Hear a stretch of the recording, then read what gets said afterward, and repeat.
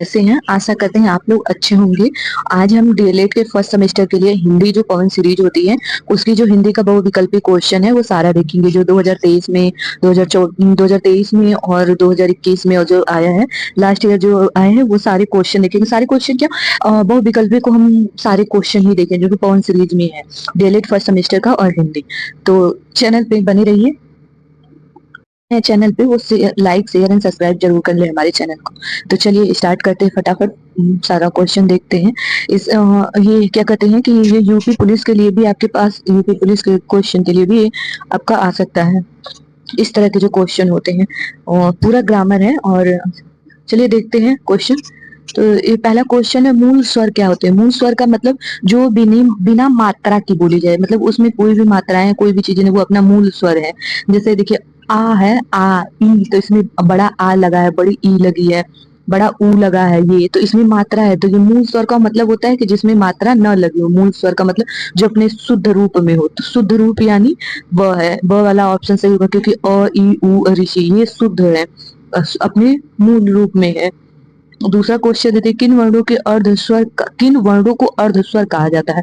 अर्धस्वर, तो अर्धस्वर किसे कहा जाता है? अब देखिए, अर्धस्वर य और व को कहते हैं। तो य में अ लगा, व में अ लगा है, जैसे मिल के बना है, तो इसको अर्धस्वर कहते हैं। जैसे ये और ये मिल के बना है, ये मिल के बना है य। ऐसे कहिए बोल के, य व अ का मात्रा आ रहा है, तो तो ये अपने अर्धस्वर से बना है। अर्धस्वर ऐसे नीचे ऐसे हल्का सा लाइन रहती है। चलिए आगे देखते हैं। तीसरा क्वेश्चन, निम्न अक्षरों में महाप्राण कौन सा है? तो महाप्राण, अल्पप्राण, ये सब भी आपको ध्यान रखना है। तो महाप्राण है ह। ह के अलावा और भी सारे मूल शब्द हैं, जैसे वर्ण के, वर्ण व्यवस्था में जैसे जैसे क ख ग घ लिखा जाता है, तो क मतलब क ख ग, जैसे ऐसे है तो इसको एक, इसको दो, इसको तीन, और इसको चार, और इसको पांच। जैसे ये घ हुआ, ये अंगा हुआ, इसको पांच। तो ऐसे इसका इसके लाइन में जैसे ट हो गया, इसमें ठ हो गया, ऐसे ऐसे पूरे लाइन होता है। तो जिसमें जो महाप्राण होता है, महाप्राण में प्रत्येक वर्ग का दूसरा और चौथा, जैसे प्रत्येक वर्ग का दूसरा यानी ख वर्ग का पूरा और चौथा घ वर्ग का पूरा, जितने इसके नीचे रहेंगे वो सारे महाप्राण होते हैं। और अल्प प्राण में एक हो गया, तीन हो गया और पांच हो गया, ये अल्प प्राण में आते हैं। आगे देखते हैं। निम्न में से कौन सा शुद्ध शब्द है? शुद्ध शब्द आप देखिए, शुद्ध शब्द आप इसमें से मिलान कीजिए। तो जैसे ये देखिए, पट, पट ये गलत है। मिष्ठान, मिष्ठान ऐसा नहीं होता, ये भी गलत है। तो ये है वानर, वानर शब्द शुद्ध है। आगे देखते हैं। जंगम, जंगम का विलोम क्या होता है? जंगम का विलोम, तो जंगम का विलोम, और ये स्थुआर होता है। स्थुआर यानी जंगम का विलोम। इस तरह के क्वेश्चन यूपी पुलिस में भी पूछे जाते हैं, विलोम शब्द, तो उसके लिए भी बेनिफिट है आपके ये क्वेश्चन। चलिए आगे देखते हैं। अंतस्थ व्यंजन की संख्या कितनी होती है? अंतस्थ व्यंजन, तो अंतस्थ व्यंजन की संख्या 4 होती है। अंतस्थ व्यंजन की संख्या 4 होती है। कौन कौन सी? अंतस्थ व्यंजन में आपका जैसे ये य हो गया, य व र और ल, य व र और ल, ये चारों अंतस्थ व्यंजन आते हैं। आगे देखते हैं। अस्पर्श व्यंजन की संख्या कितनी होती है? स्पर्श व्यंजन की संख्या 25 होती है। 25 में जैसे क वर्ग में हो गए, ख वर्ग में हो गए, ग वर्ग में, घ वर्ग में, अंगा वर्ग में, तो 5 हो गया। जैसे क हो गया, च हो गया, ट हो गया, त हो गया, फ हो गया। इसमें 5 5 होते हैं, तो 5 5 10 15 15 25 20 25 25, ये 25 वर्ड सारे हुए, तो ही 25 हुए। आगे देखते हैं। निम्न में से कौन सा महाप्राण है? तो महाप्राण तो आपको मैंने बताया है कि 2 और 4 जो होते हैं वो महाप्राण होते हैं, और उसके बीच में जो है तो वो नहीं होगा। तो आप उस तरह काउंट कर लीजिए कि इसमें कौन से नहीं होंगे। तो क वर्ग 1 3 और 5 ये अल्प प्राण है, और 2 और 4 ये महाप्राण है। अब ये कृष शब्द का विलोम क्या होता है? कृष शब्द का मतलब शिथुल, शिथुल हो गया, स्थूल, स्थूल। और आगे देखते हैं।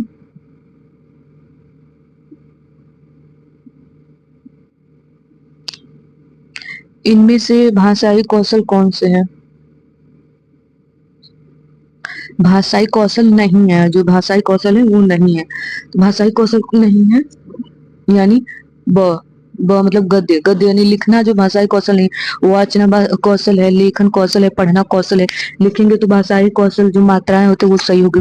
पढ़ने से भी आपका भाषाई कौशल सही हो गया। वाचन यानी बात करने से भी आपका भाषाई मतलब गद्य से आपका नहीं होगा, ये लिखने से रिलेटेड है। तो ये आपका कौशल नहीं है। आगे है कि छ का निर्माण किस दो वर्डों से होता है। तो छ का निर्माण क, आधा क और वो स्मॉल वाला स रहेगा उससे होता है। तो ये है। आगे देखते हैं य र ल व व्यंजन कहलाते हैं। देखिए आप लोग को हम बताया था य र ल व व्यंजन का अंतस्थ व्यंजन कहलाते हैं। आगे है कि हिंदी में हिंदी में व्यंजनों की संख्या कितनी? तो हिंदी में व्यंजनों की संख्या 33 होती है।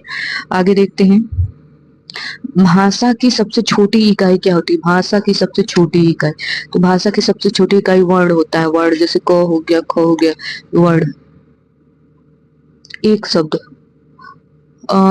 आगे भाषा अभिव्यक्ति के साधन कौन से? भाषा को अभिव्यक्त करने के कौन कौन से साधन है? तो भाषा को अभिव्यक्त करने के और ब दोनों, जैसे बोलकर, सुनकर, लिखकर, पढ़कर। भाषा का अभिव्यक्त करने के साधन है, बोलेंगे, सुनेंगे, लिखेंगे, पढ़ेंगे, तो ये दोनों है। ऑप्शन सही हो गया। वर्ण ब का उच्चारण स्थान क्या है? तो ब का उच्चारण स्थान क्या है? जैसे क है तो कंठ से बोला जाता है, जैसे कंठ, तालु, दंत, मुंह और होठ। तो कंठ से बोला जाता है, फिर तालु से बोला जाता है, फिर कंठ, तालु, फिर ये दांत से बोला जाता है। देखिए ट बोले कंठ, तालु, दंत, मुंह और होठ। तो इसमें पूछा कि ब आपको किस, तो होठ से ब ऐसे बोल के देखिए, होठ दोनों सट रहा है, तो ब होठ से बोले जाते हैं। आगे है वर्ण ल का उच्चारण स्थान क्या है? वर्ण ल का उच्चारण स्थान, अब बताइए उच्चारण स्थान क्या है? तो उच्चारण स्थान ल बोल के देखिए, तो ल का उच्चारण स्थान तालव्य से है। फिर है निम्न में हास्य ध्वनि है, हास्य ध्वनि है, हास्य ध्वनि ई है। इसमें भी मात्रा, इसमें मात्रा, इसमें मात्रा, इसमें मात्रा नहीं है, तो ये ई हो गया। ई भी हो गया, ऊ भी हो गया, जिसमें मात्रा नहीं हुआ वो शब्द आ जाएंगे। इसमें हर्ष स्वर नहीं है, अब इसमें पूछा हर्ष स्वर नहीं है, तो हर्ष स्वर कौन से नहीं है? द, ये आ का मात्रा है तो ये नहीं है। 20वां क्वेश्चन देखते हैं। 20वां क्वेश्चन है कि शब्दों के शुद्ध उच्चारण का विकास होता है। शब्दों के शुद्ध तो वाचन शिक्षण शिक्षण के द्वारा, फिर लेखन शिक्षण के द्वारा। तो अ और ब दोनों सही है इसमें। इसमें पूछा है ध्वनि के नियम का प्रारंभ किया गया, ध्वनि के नियम को प्रारंभ किया गया, तो कैसे? ध्वनि के नियम ग्रीशियन से ही है, ग्रीशियन ने किया है ध्वनि के नियम को। आज जब विस्तृत से हिंदी पढ़ेंगे तो उसमें इस तरह की चीजें दी रहती है, उसमें इस तरह के उनके थ्योरी, उनके प्रिंसिपल दिए रहते हैं कि उन्होंने कैसे चीजें बताई है या किस नियम को फॉलो करते हैं। 22वां क्वेश्चन, हिंदी में कितनी बोली प्रचलित है? हिंदी में कितनी बोली प्रचलित है? तो हिंदी में 18 बोली प्रचलित है। आगे देखते हैं।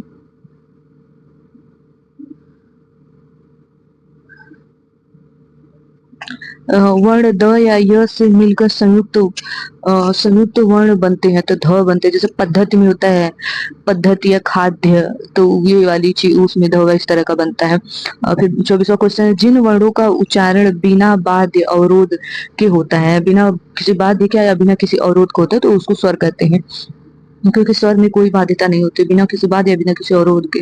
और व्यंजन में जैसे आ, उसमें जैसे मतलब एक एक्स्ट्रा मात्राएं होती है, तो इसलिए ये नहीं होगा, ए ही होगा। और 25वां क्वेश्चन देते हैं, निम्न में से कौन सा असत्य है? तो कौन सा असत्य है? अब ये पूछा है कि उसमें व्यंजन कौन से हैं, तो और 6 संयुक्त व्यंजन है कि नहीं है, क्या क्या इसके असत्य पूछा है, तो ये तो सत्य है क्योंकि श उसमें है, तीनों स और ह, तीनों स और ह ये उसमें व्यंजन होते हैं। और 6 एक संयुक्त व्यंजन है, और संयुक्त व्यंजन 4 होते हैं। और फ ओठ से बोले जाते, प फ ब ये ओठ से बोले जाते, ब आपको बताएं कि ओठ से बोले जाते, त ओठ से नहीं बोले जाते, तो ये देखिए इसमें का असत्य है। तो ये चीजें हैं इसका, ये सही है। आगे देखते हैं। च वर्ग है, च वर्ग कौन सा है? तो जैसे हम बोले कंठ तालु, तो देखिए तालु कंठ तालु दंत होठ, तो च वर्ग तालु से तालव्य से बोला जाता है। पार्श्विक वर्ण कौन से है? पार्श्विक वर्ण ये स है, पार्श्विक और लुंठित है र, तो ये पार्श्विक है, ये लुंठित। अगर पूछे लुंठित वर्ण कौन सा है तो र होता है, और इसका ऑप्शन आपका स सही है। हाँ आगे है 28 क्वेश्चन। निम्नलिखित में से कौन सा उच्छिप्त व्यंजन है? उच्छिप्त व्यंजन, उच्छिप्त व्यंजन जैसे पढ़ाई वाला हो गया, डंडा वाला हो गया, ये सब उच्छिप्त व्यंजन है। और उच्छिप्त व्यंजन दो होते हैं, नहीं उच्छिप्त व्यंजन है ये। आगे देखते हैं। ज्ञा ज्ञा ज्ञा तो संयुक्त व्यंजन है, जैसे देखिए आज छ भी संयुक्त व्यंजन है, ज्ञा भी संयुक्त व्यंजन है। दो हो गया, चार हम बताए थे, एक हो गया, दो हो गया, त्र हो गया, और एक और कौन सा है? ज तो अच्छा बताए तो दीजिए। क अच्छा, छ त्र ज्ञा और ये त्रि, ये वाला स, ये चार संयुक्त व्यंजन है। जैसे देखिए ये ज्ञा बनता है, ज्ञा बनता है ज और ज प्लस इया से ज्ञा बनता है, और छ बनता है, छ आपका आधा क और ये वाले स से छ बनता है, और ज हो गया, छ हो गया, और त्र, त्र जो है आपका वो प्लस त प्लस र से बनता है त्र, और फिर उसके बाद ये वाला जो है स, ये बनता है आपका बड़ा वाला स आधा प्लस र से बनता है। तो इस तरह चार संयुक्त व्यंजन होते हैं। अंतस्थ व्यंजन तो आपको बताया, अंतस्थ व्यंजन आप नहीं है इसमें, पूछा अंतस्थ व्यंजन नहीं, तो म अंतस्थ व्यंजन य र ल वो है, तो ये भी है, ये भी है, ये भी है, और वो भी है, और ये तो म नहीं है। आगे देखते हैं, आगे आपको क्वेश्चन कराते हैं। वर्ण वर्णमाला में किसे अस्पर्श संघीय भी कहा जाता है? अस्पर्श संघीय, तो ये च वर्ग को कहा जाता है स्पर्श संघीय। और इसमें आगे क्वेश्चन देते हैं, किस शब्द की शुद्ध शुद्ध मात्रा प्रयुक्त होती है, प्रयुक्त होती है?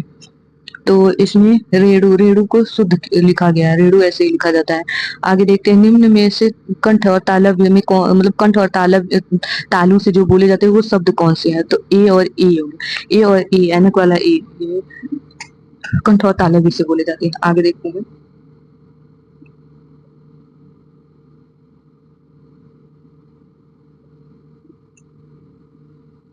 आगे क्वेश्चन देखते हैं।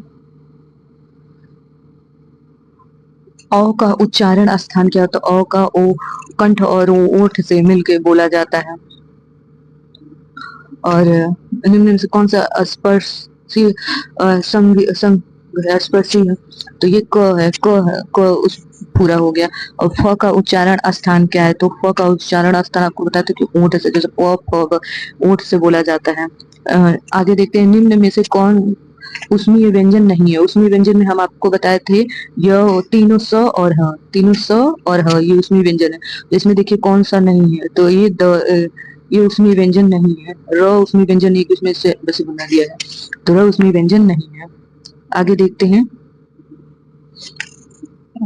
संयुक्त व्यंजन कौन से हैं? तो संयुक्त व्यंजन आपके ये अ ई उ ए ओ औ, ये संयुक्त व्यंजन है।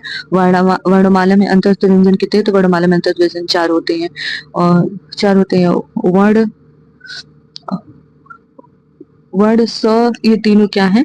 तो ये अ और व दोनों स्पर्शी और संघीय दोनों है।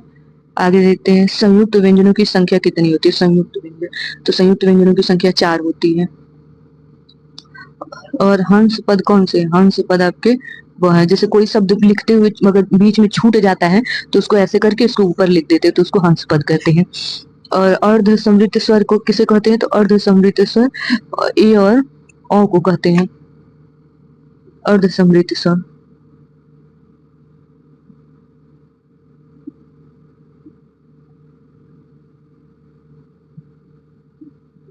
आगे देखते हैं। कंठ ध्वनि कौन सा है? कंठ ध्वनि, कंठ ध्वनि, कंठ आगे देखते हैं। ये तो हो गया।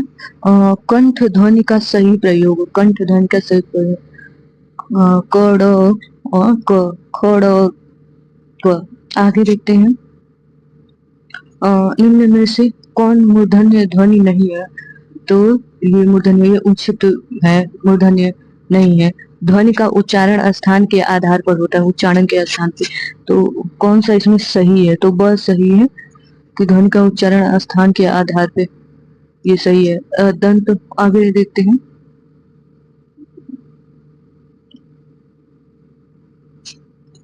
दंतोष्ठ में उच्चारित होने वाले व्यंजन कौन से? दंतोष्ठ से तो ये दांत और ओष्ठ से ख और व है। आगे देखते हैं। बहुत सारे आगे क्वेश्चन है एक ही वीडियो में, अब वीडियो काफी लंबी हो जाएगी आप लोगों के लिए। तो ये बात तक हो गया।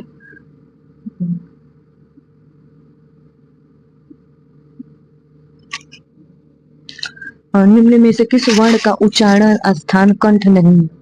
कंठ नहीं है, कंठ से नहीं बोला जाता उच्चारण स्थान। तो दही, द को नहीं बोला। निम्न में से कौन संयुक्त व्यंजन नहीं है? तो संयुक्त व्यंजन तो आपको हम बताए थे, ये भी होता है, ये भी होता है, ये भी होता है, और एक ये वाला भी, ये भी होता है। तो ये नहीं होता है, कहीं ये सही है। अब इनमें में से कौन सा सही है, कौन सा सही है इसमें पूछा है।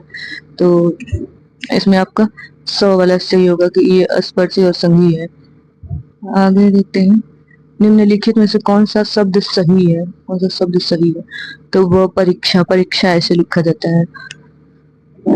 उपकार का विलोम क्या होता है? तो उपकार का विलोम आप जानते हैं, किसी का उपकार, या कोई अगर आप पे एहसान करता है तो उसको उपकार बोलते हैं। अब उपकार का विलोम पूछा है, तो उपकार का विलोम अपकार। ऐश्व शब्द का विलोम, तो ऐश्व शब्द का अनऐश होगा, विलोम पूछा है। अगर उसका सेम पूछता तो वैभव होता, मगर उसका विलोम पूछा है तो अनवैश्य हो गया। आगे है ओजस्वी का विलोम, ओजस्वी का विलोम, ओजस्वी का विलोम। आगे ओजस्वी का निस्तेज, ओजस्वी का निस्तेज।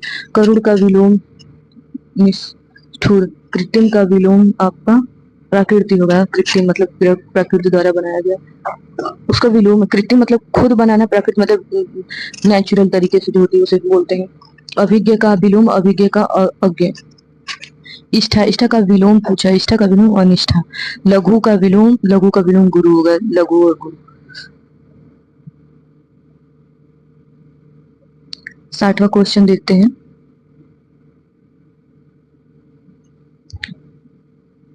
60वां क्वेश्चन देखते हैं।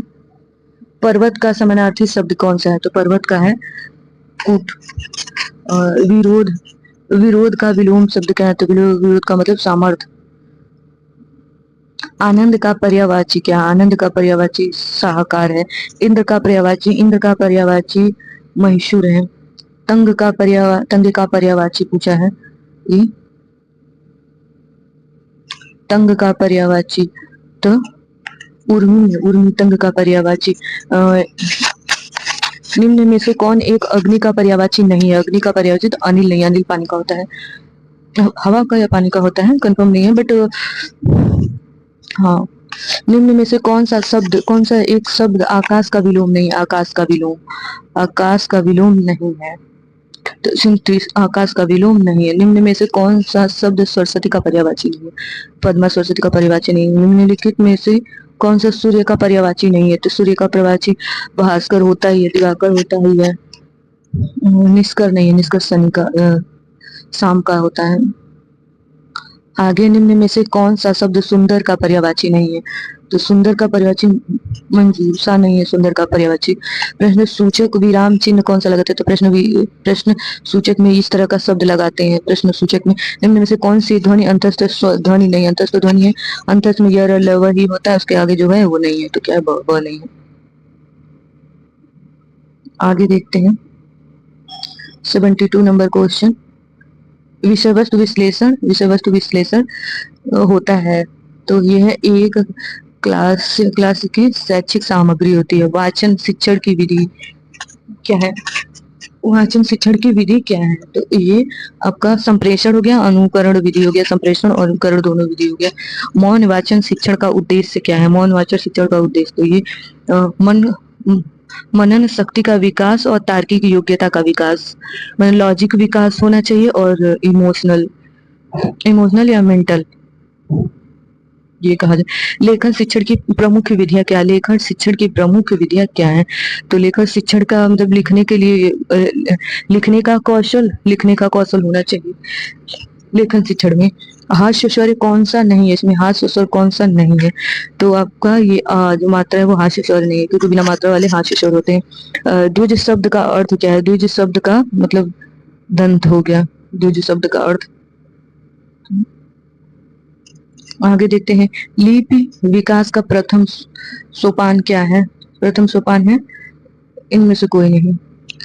मॉन्टेसरी विधि का उपयोग किया जाता है, तो मॉन्टेसरी विधि का उपयोग क्या? लेखन शिक्षण है। पर्वत शब्द का पर्यायवाची, पर्वत शब्द का पर्यायवाची कूट है। विरोध, विरोध का विलोम क्या होता है? विरोध का विलोम होता है सहाय, विलोम पूछा है। अहि शब्द का, अहि शब्द का अर्थ, अहि शब्द का अर्थ तो सर्व। स्थावर, स्थावर शब्द का विलोम होता है जव। ये आगे भी पूछा हुआ है इस तरह के क्वेश्चन। देखते हैं, देवनागरी लिपि की विशेषता से संबंधित नहीं है, ये 2017 में क्वेश्चन पूछा हुआ है, 2017 में। तो ये है शिरोरेखा, शिरोरेखा का प्रयोग आवश्यक केवल अलंकरण के लिए है, तो ये आपका सही होगा। भाषा की सबसे छोटी इकाई क्या है? तो भाषा की सबसे छोटी इकाई वर्ण है। वर्णमाला का आशय है, वर्णमाला का आशय है वर्णों को व्यवस्थित समूहों में रखना, वर्णमाला का आशय है। आगे देखते हैं, ये सब देखिए क्वेश्चन 2017 में, 2017 में, 18 में सब पूछे हुए क्वेश्चन, ये सब इंपॉर्टेंट क्वेश्चन है। आगे देखते हैं, मूल्य वर्ण कितने होते हैं? तो मूल्य वर्ण आपके 52 होते हैं। और फिर अयोग्य वाहक कौन से शब्द होते हैं? तो अयोग्य वाहक विसर्ग शब्द होते हैं। विसर्ग शब्द में आपके विसर्ग शब्द में आपके कौन कौन से? विसर्ग शब्द में आपके ये वाले शब्द आएंगे, जैसे अ हो गया, और ये विसर्ग है, ये विसर्ग शब्द है। ये नहीं, ये विसर्ग है, ये अनुसर्ग है, ये विसर्ग है, ये आपके विसर्ग शब्द है।